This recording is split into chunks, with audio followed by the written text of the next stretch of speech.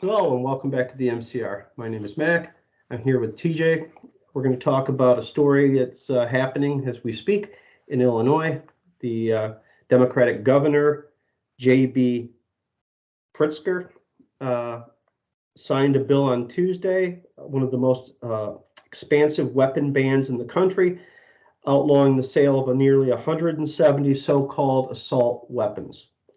The Protect Illinois Communities Act, and as you know, TJ, they always give it a name that sounds good because who could be against protecting the communities? Of course, what they're doing in reality with this bill is making people unprotected and vulnerable to the vast number of criminals that live in Illinois. I mean, they're shooting people in Chicago, like the numbers are coming back, look like the late 60s in Vietnam. Um, so Well, my first thought was when you said Illinois, my thought was as in Chicago, Illinois.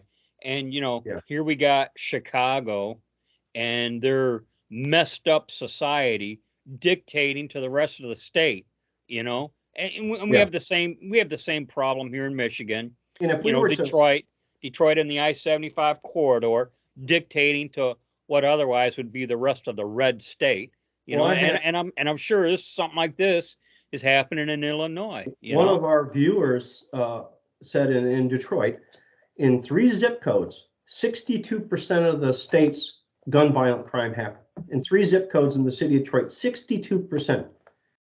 So this idea that we're going to protect everyone by wiping out everyone's ability to protect themselves is going to change that. If we were to revisit this in January 2024, we'll find out they're killing just as many people in Chicago as they ever did, and maybe more, because people are not going to be able to defend themselves.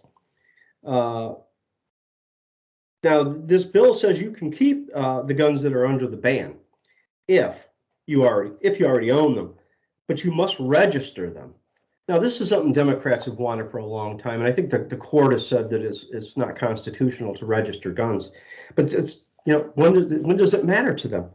Uh, you have until January 1st, 2024, or to register your gun or face a Class 2 felony for failing to provide authorities the locations of their weapons of war. Now, wow, now just you're up on firearms and what they are. Do you know any soldiers who would take these weapons into a war? well, perhaps the AR-15, but if we're talking good old boy shotguns and good old boy hunting rifles, not necessarily. Even though good old boy hunting rifles can be pretty precise in regards to precision shooting, we'll Yeah, say. they'll kill you dead, sure. Uh, Now there's a backlash. More than 2 dozen sheriffs across the state say they will not enforce the law because it's unconstitutional as hell, and they know this. Uh, It says this bill, excuse me, I can't talk today. This bill puts us in a bind on the oath we took as sheriffs to uphold and defend the Constitution of Illinois. Uh, Illinois is now the ninth state to ban assault weapons, but its law could soon face legal challenges in the light of the recent Supreme Court ruling that struck down New York's restrictions on concealed handgun carry. The major opinion, which was authored by Justice Clarence Thomas, also created a new test for Second Amendment cases, it goes on to say.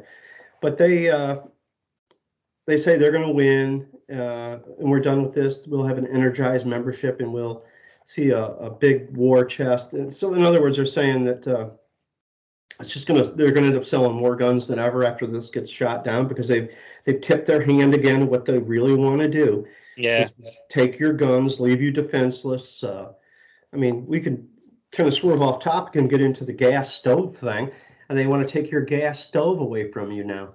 And I'm seeing memes like saying they can have my gas stove when they pry it from my cold dead hand. The old Charlton Heston thing. yeah. Our gas stoves they're killing us. Well, Uh, when I heard you mention this proposal here, because it sounds like it's still kind of being formulated. Uh, I thought, here we go again.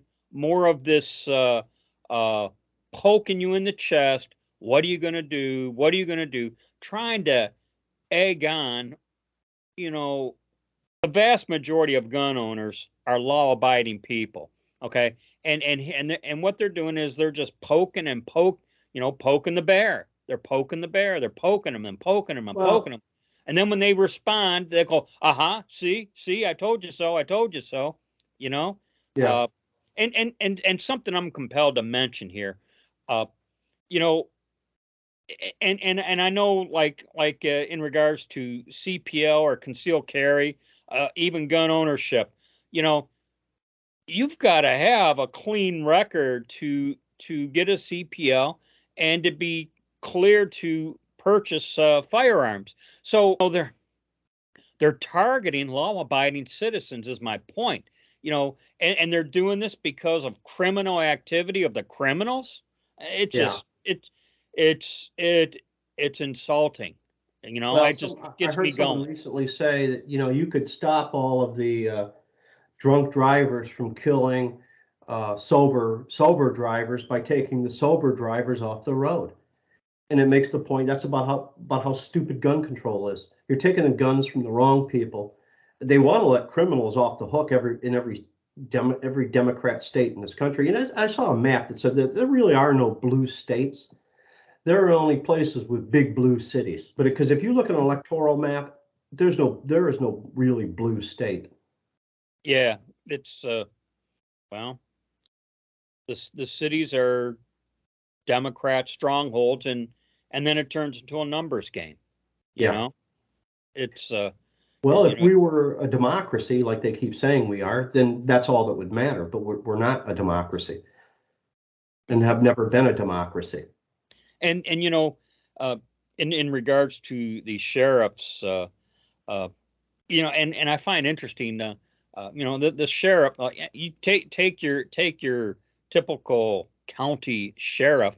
He is elected by the residents of that county, so you know he answers and is accountable to those county residents, Yes. uh, and so you know of course he's going to act in, we could say in his best interest, but he's going to act in his constituents' best interest. You Well, know, and like with the federal government, uh, I think it was Jen Psaki said she doesn't know where people get the idea that that where the federal government doesn't overlord over the state's law.